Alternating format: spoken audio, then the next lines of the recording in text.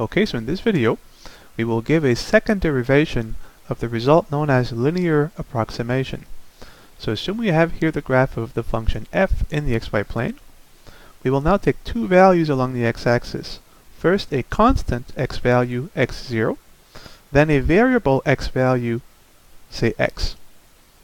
We will also look at both corresponding y values on the function. So as the function is f, the y value at x0 is f of x0, and the y value at x is of course f of x. Well, we can also now connect these 2 points with a straight line and ask what is the slope of this line.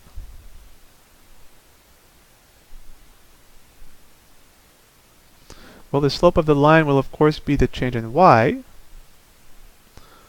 versus the change in x. The change in y is clearly f of x minus f of x0.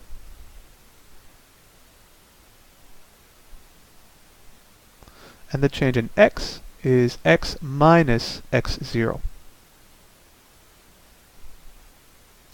So the slope of the secant line to the function that passes through the points x0, x is given by the change in y, f of x minus f of x0, over the change in x, x minus x0. And now we can make a simple but interesting observation. What happens to the slope of our secant line as we let x approach the point x0?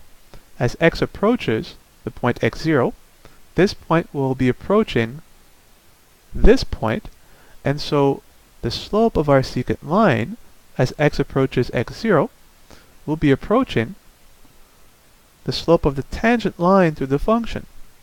So in the limit, as x approaches x0, we will obtain the slope of our tangent line to the function, but that is of course nothing but the derivative of the function at x0.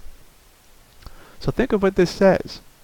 This says that as x gets closer and closer to x0, this ratio, the slope of the secant line, gets closer and closer to the derivative of the function at x0.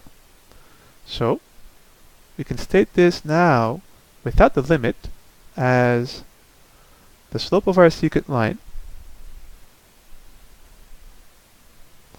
will be very close to the exact slope of the function, therefore the derivative at x0, but only if x is very close to x0. And now we can, in 2 manipulations, obtain the well-known result of linear approximation. Multiply across by x minus x0,